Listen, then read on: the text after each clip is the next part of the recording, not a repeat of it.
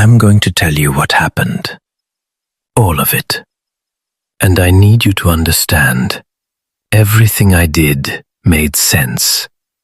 Every single step. I had reasons.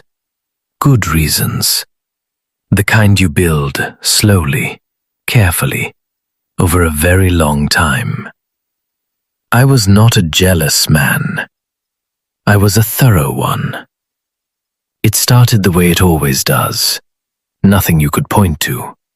Just a shift in the air. She started coming home and going straight to the bathroom. Not unusual. Except she never used to do that. Small thing. I noted it. A few weeks later, a name. Daniel. Mentioned once, casually, between bites of dinner. A colleague. A project they were working on together. She moved on quickly. I didn't. I looked him up that night. Public profile. Pleasant face. The kind of man who looks like he never has bad intentions. Those are the ones you watch. I started keeping a log. Not because I was paranoid, because I was precise. There's a difference. Dates, times, patterns. If something was happening, the numbers would show it. And the numbers were showing it. Thursday evenings, always late. Saturday mornings, always the gym suddenly, after years of nothing. Phone face down at dinner, laughing at messages she didn't share. Small things. Alone, they mean nothing. Together, they mean everything. I created a profile. I want to be clear about why. This wasn't deception. This was protection. I needed to know who Daniel was, not professionally, personally. And men like Daniel don't open up to other men. I called her Sophia. A photo I found. Someone generic, unidentifiable. A name that sounded warm. I spent 2 weeks building her. Her interests, her sense of humor, her way of writing. Sophia was careful. Sophia was patient. Sophia was everything designed to make a man feel comfortable. Daniel responded within a day. Friendly. Then warmer. Then very warm. He never said he was single. He never said he wasn't. That kind of ambiguity, that's not innocence. That's strategy. Over 3 weeks, Sophia learned a lot about Daniel. His schedule, his habits, the fact that he preferred evenings to mornings, the fact that he was, in his own words, in a complicated situation right now. Complicated. I wrote that word in the notebook and underlined it twice. Then one Wednesday evening, my wife mentioned she was going out with friends on Friday night. Girls' night. A bar downtown. Back by midnight. I smiled. I said, "Have fun." That night, I asked Daniel, through Sophia, what his Friday looked like. He said he had something on. Couldn't say what exactly, but yes, Friday evening. He'd be out. He hoped Sophia would be free soon. I closed the laptop. I sat in the dark for a while. And then I started to plan. I wanted to be precise about what I was planning. I wasn't going to hurt anyone. I was going to confront them. There's a difference. But a confrontation like this, it had to be controlled. I needed them to stay, to talk, to explain.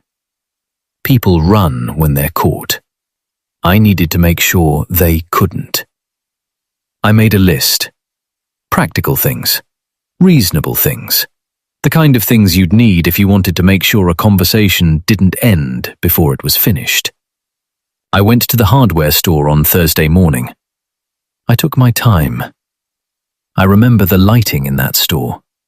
Very white, very flat, I remember thinking how calm I felt, how ready. I had a list and I followed it. That's all it was. A man with a list, following it. Rope. The kind that doesn't stretch. Tape. Wide. Strong. Zip ties. For efficiency. A tarp. Just in case things got messy. I remember the cashier barely looked up. Why would she? It was just hardware. Everything has a reasonable explanation when you're the one explaining it. I packed a bag that evening. Neatly. Methodically. Everything in its place. I felt, and I want to be honest here, I felt relief. Like the waiting was finally over. Like all those months of watching and logging and wondering were about to collapse into one single moment of truth. I checked the address of the bar she'd mentioned. I looked up the layout online. 2 exits, 1 main entrance. I decided I'd arrive at 10. Let them get comfortable first. Let the guards come down. I slept better that night than I had in months. I got there at 9:58, 2 minutes early. I'm always early. I stood outside for a moment. I could hear music, voices, laughter. Her laughter, I thought. I was almost sure of it. I pushed the door open.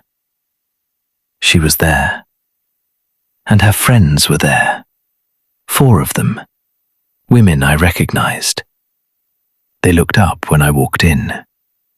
The way people look when something doesn't fit. When something is wrong. I didn't see Daniel. I looked. I looked carefully. I scanned every face in that bar. He wasn't there. Not yet, I thought. Not yet. I walked toward the table. My wife's face. I'll never forget it. Not guilt. Something else. Something I didn't have a word for then. I asked where Daniel was. Loud enough. Clear enough. I needed an answer. The table went silent. One of her friends said something. I don't remember what. I wasn't listening to her. I asked again. Where is Daniel? Just tell me where he is. My wife stood up. She said my name. Once. Quietly. The way you say someone's name when you're not sure who you're talking to anymore. She was crying. I remember thinking, good.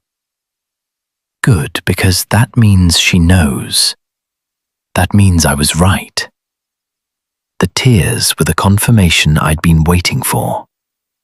I had the bag with me. I set it down on the floor next to my feet. Slowly. Deliberately. I wanted her to see it. I needed her to understand that this conversation was not going to end until I had the truth. I looked at my wife. Her friends hadn't moved. She was shaking. And I thought, finally, we were going to talk. Some people call it a breaking point. I called it a beginning.